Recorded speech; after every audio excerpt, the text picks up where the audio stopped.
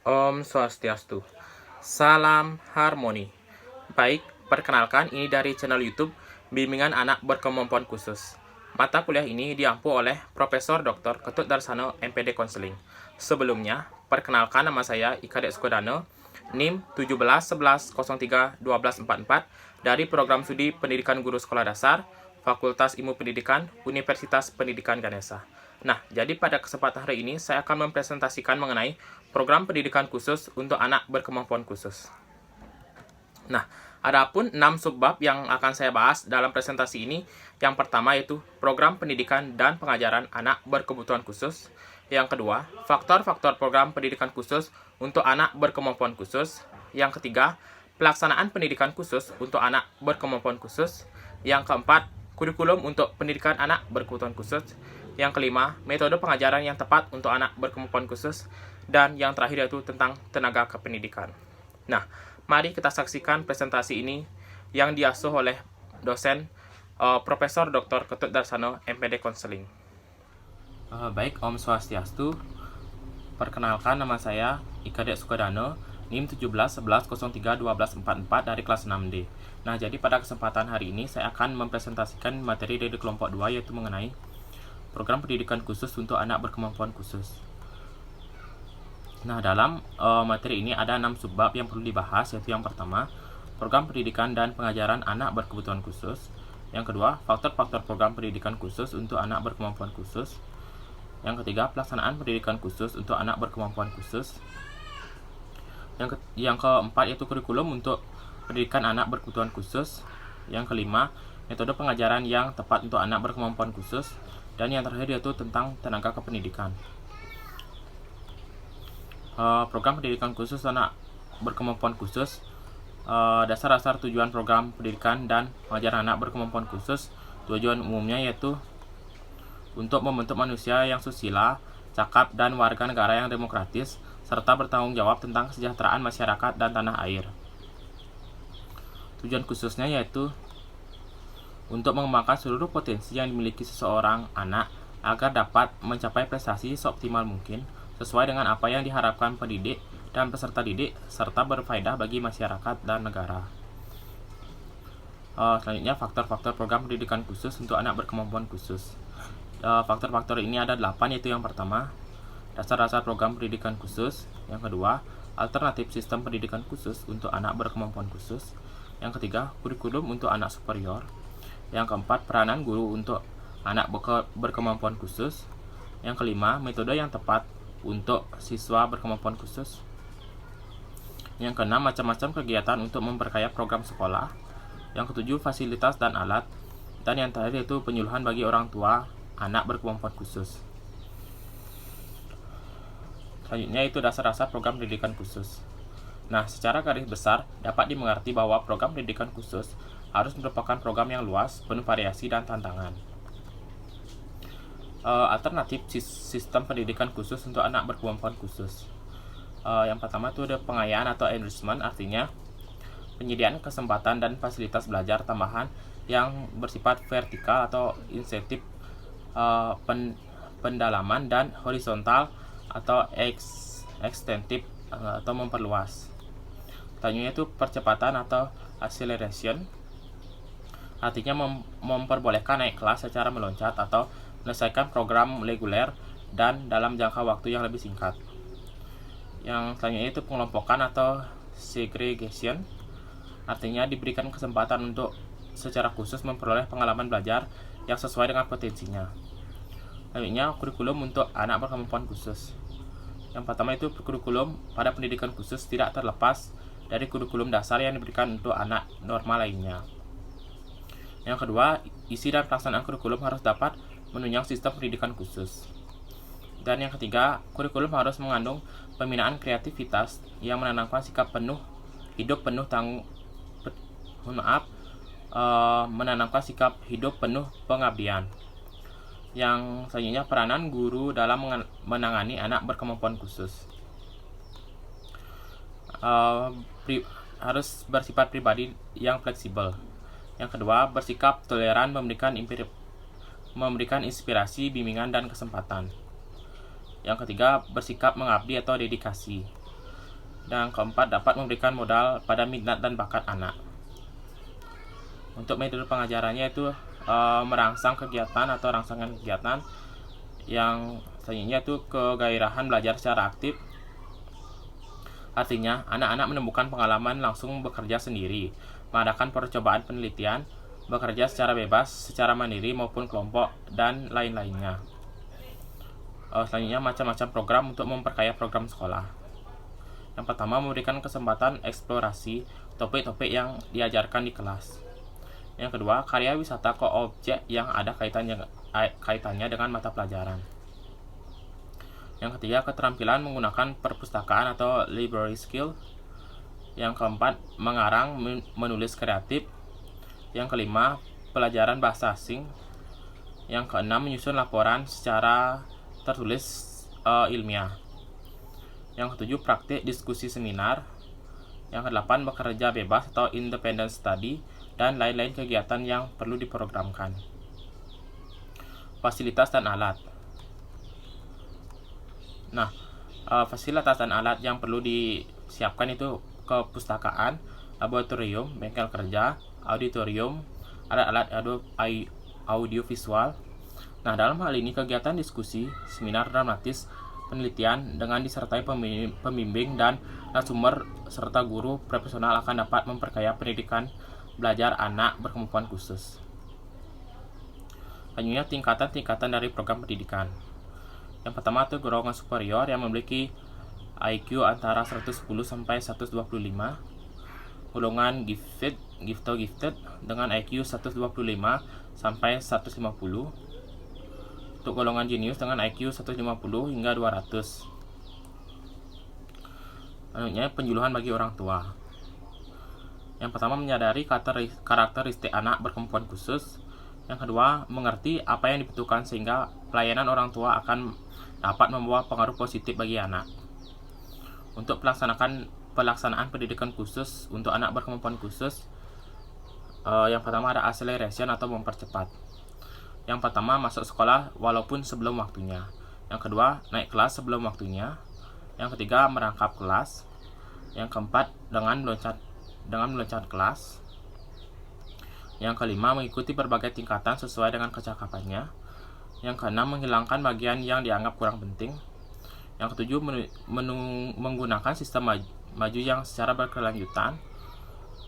Untuk selanjutnya itu segregation atau pengelompokan. Yang pertama itu homogeneous grouping. Yang kedua, cluster grouping. Yang ketiga itu cross grouping. Yang keempat itu sub grouping. Achievement atau pengayaan. Pertama, memperkaya secara vertikal, artinya memperdalam satu atau kelompok mata pelajaran tertentu.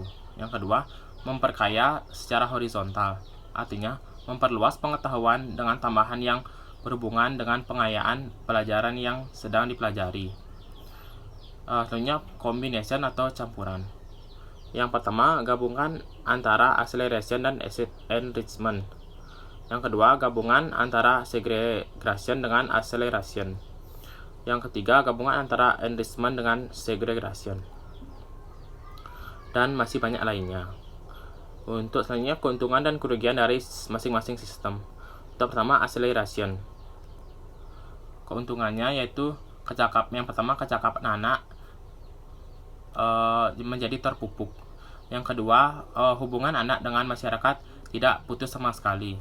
Nah, untuk kerugiannya yaitu yang pertama, yang diperhatikan hanya keaktifan saja. Yang kedua, kurang memperhatikan hal lain seperti hubungan sosial, ekonomi, emosi, dan kemasan jasmani.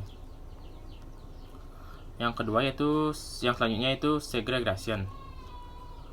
Nah, keuntungannya murid dapat murid dapat bersaing sepuas-puasnya dengan teman sekelas. Yang kedua itu para pembimbing lebih ringan. Dan kerugiannya yaitu pertama, mereka merasa grup istimewa lalu menjadi sombong. Yang kedua, karena terisolir menjadi hubungan sosial yang berkurang. Yang ketiga, para anak teman sekelasnya yang duduk satu kelas dengan anak super lalu merasa kehilangan tokoh tauladan dalam memecahkan masalah. Lainnya itu enrichment.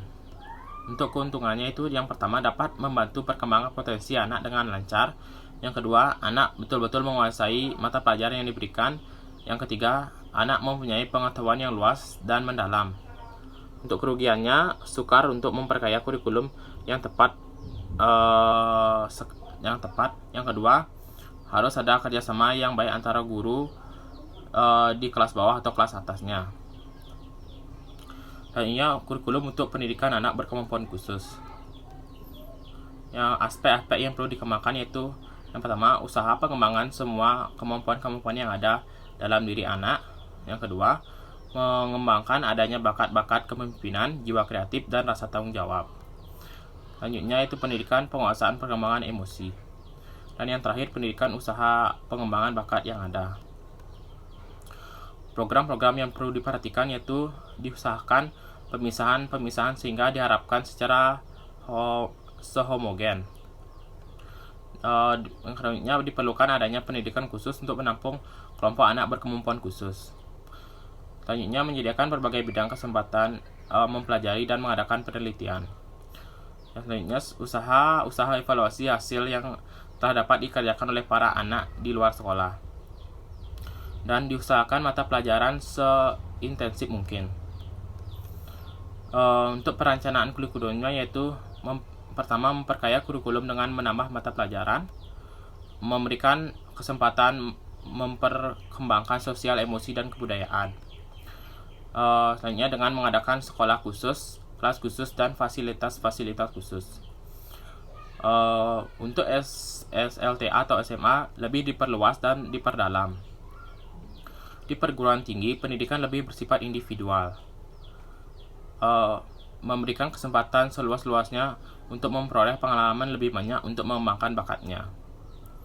Selanjutnya itu metode pengajaran yang tepat untuk anak berkemampuan khusus. Pertama, metode pengajaran beregu atau team teaching. Nah, dalam metode ini disebut pula pengajaran beregu terdiri atas beberapa regu yang mengajar mata pelajaran yang berbeda-beda secara bersama-sama mengajar, membimbing, membantu anak untuk membahas, merumuskan, dan menyelesaikan masalah. Selanjutnya itu metode lapangan atau field study. Nah, dalam metode ini memberikan kepada anak untuk mengadakan interaksi langsung dengan objek yang sedang dipelajarinya. Nah, suatu karya wisata yang terorganisir dengan baik sama nilainya memasuki laboratorium di alam bebas. Nah, karya wisata ini bila objeknya telah disusun dengan rapi di dalam rencana pelajaran atau silabus, sama pentingnya dengan textbook dan alat peraganya. Selanjutnya, metode pemecahan masalah atau problem solving. Nah, dalam metode ini menggunakan untuk memecahkan masalah dalam kehidupan sehari-hari yang sering dijumpai oleh anak. Nah, dalam metode ini memecahkan masalah dapat dikhususkan lagi dalam metode seperti metode inquiry, pemberian tugas, proses sosial, drama, dan lain-lain. Selanjutnya, metode menemukan masalah. Nah, metode ini sering disebut dengan metode inquiry, yaitu metode problem solving yang sifatnya lebih khusus, yaitu akan dihadapkan pada masalah untuk diselesaikan, baik dalam kegiatan kelompok maupun ke dalam kegiatan perorangan. Selanjutnya, metode pemberian tugas atau recitation. Nah, dalam metode ini anak akan mengalami to learn how to learn, yaitu belajar mencari fakta dan bagaimana caranya. Ini merupakan prasarana untuk terampil memperoleh pengetahuan, misalnya tugas menyusun studi kasus, menghitung pembiayaan proyek. Selanjutnya, metode proses atau proses approach. Dalam metode ini mengembangkan sikap ilmiah dengan teknik dengan menitik beratkan pada proses penemuan suatu konsep. Nah, titik berat mengundang pengembangan dasar dalam pembelajaran yang diperoleh ilmu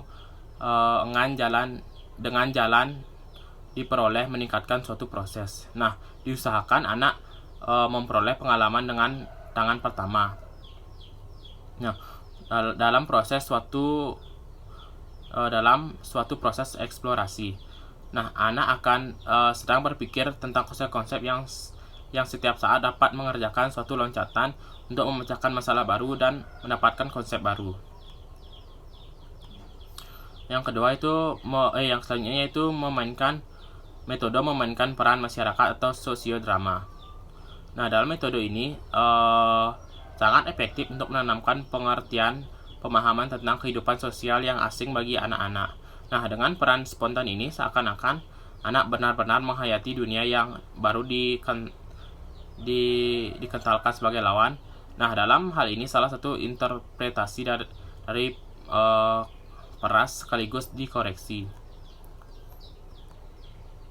Selanjutnya pengajaran berbingkai atau instruksi terprogram. Nah, ciri-ciri pembelajaran yang terprogram ialah bahan yang disusun berdasarkan suatu organisasi yang berurutan dan teratur agar bahan tersebut dapat mudah diambil oleh pembaca. Selanjutnya, program harus perlu menggunakan prinsip-prinsip penguatan agar acara belajar menjadi benar-benar terjadi. Selanjutnya, program harus mencakup hal-hal faktual belajar serta keterampilan yang diperlukan dalam pola belajar. Selanjutnya, menggunakan tiap-tiap aspek penguatan dan yang akan membimbing anak-anak agar pengertian tentang bahan dapat dimengerti secara mendalam. Selanjutnya, metode bebas atau independent study. Nah, metode ini adalah metode yang kegiatannya memberikan kebebasan pada anak untuk melaksanakan pembelajaran yang dikehendaki. Selanjutnya, metode percobaan atau eksperimen. Nah, dalam metode ini anak mendapatkan kesempatan untuk mengadakan percobaan-percobaan, menerapkan teorinya, dan memproses sehingga mendapatkan hasil. Selanjutnya, metode penemuan konsep atau conceptual learning. Nah, dalam metode ini anak digiring untuk memiliki sifat aktif menyelidiki suatu pengertian mengenai sifat-sifat sejati dan hal yang diselidikinya.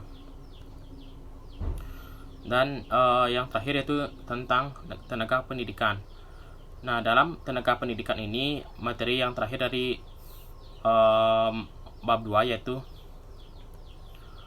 pertama, karakteristik tenaga pendidikan yang diperlukan untuk pembinaan anak berkemampuan khusus antara lain harus memiliki kecerdasan yang tinggi tetapi tidak perlu jenius, menguasai bidang studio yang harus bertanggung jawab lebih intensif, selalu aktif mencari ilmu, ahli didakti dan kurikulum, berpengalaman luas dalam dunia pendidikan, menguasai strategi belajar mengajar berkompetensi tinggi, pandai memilih metode yang berpusat kepada anak, mengerti tentang pembaharuan yang sempurna atau berkelanjutan komprehensif. Untuk lanjutannya itu mencatat semua kegiatan anak berkemampuan khusus dengan cepat dan lengkap. Selanjutnya dengan sepenuh hati menerima bidang yang dilakukan dengan anak didiknya. Harus betul-betul memahami kehidupan anak berkemampuan khusus. Harus memperkaya akan rencana-rencana kegiatan. Mempunyai manfaat yang fleksibel. Memiliki jiwa pengabdian, dedikasi, sanggup berkorban. Yang terakhir itu terbuka sikapnya. Sekian presentasi yang dapat saya sampaikan. Mohon maaf jika terjadi kesalahan kata atau materi yang kurang jelas. Saya mohon maaf sebesar-besarnya. Akhir kata saya tutup dengan Paramasanti. Om Santi Santi Santi Om.